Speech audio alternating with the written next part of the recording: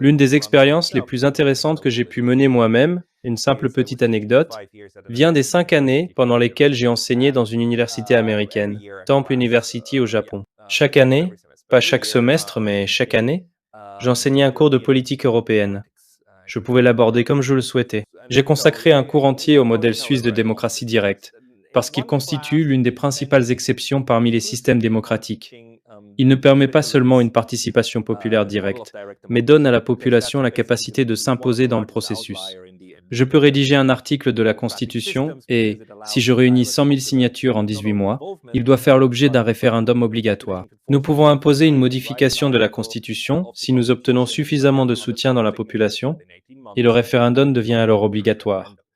Il ne s'agit pas d'une simple consultation, il est contraignant. J'ai donc consacré un cours à ce modèle, et j'essayais vraiment de le vendre. À la fin, je faisais voter les étudiants. Voudriez-vous disposer d'un tel système dans votre pays? En 5 ans, je n'ai jamais obtenu une majorité de oui. Quand je leur demandais pourquoi, ils répondaient: j'adorerais cela. J'aimerais pouvoir voter directement sur des questions précises, plutôt que d'élire simplement des dirigeants dont j'ignore ce qu'ils feront pendant 4 ans. Parce que vous leur donnez 4 ans, n'est-ce pas? 4 ans. Faites ce que vous voulez. Vous avez gagné le concours de popularité. Vous pouvez maintenant appliquer ce que vous voulez. On le voit avec Trump. Mais le point essentiel est que le système suisse permet de voter sur des politiques, et pas seulement sur des dirigeants. La réponse habituelle des étudiants opposés à ce système était toujours: j'adorerais cela, mais, dans mon pays, trop de gens sont sans instruction. Ils ne savent pas ce qui est juste. Voilà cet état d'esprit.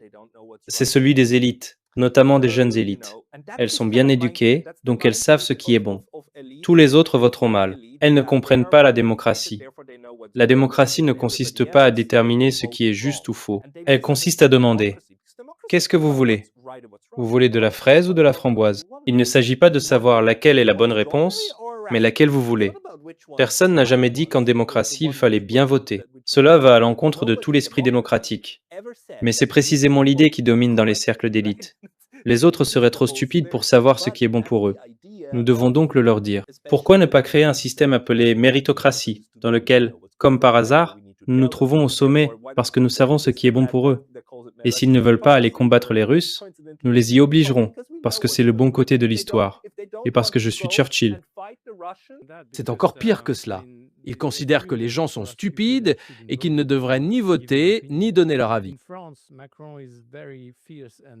En France, Macron pousse très fortement en faveur de lois de censure sur les réseaux sociaux, tout comme le complexe industriel européen de la censure avec le DSA et les dispositifs de ce genre. Ils ne veulent pas que les gens s'informent. Ils ne veulent pas que les gens expriment publiquement leur opinion. Ils veulent qu'ils obéissent et qu'ils écoutent.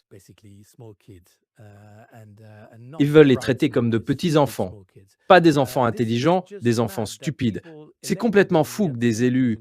Je veux dire, nous avons eu des sénateurs en France qui ont défendu des lois en affirmant qu'il fallait lutter contre l'ingérence intérieure, ou peu importe comment ils appellent cela.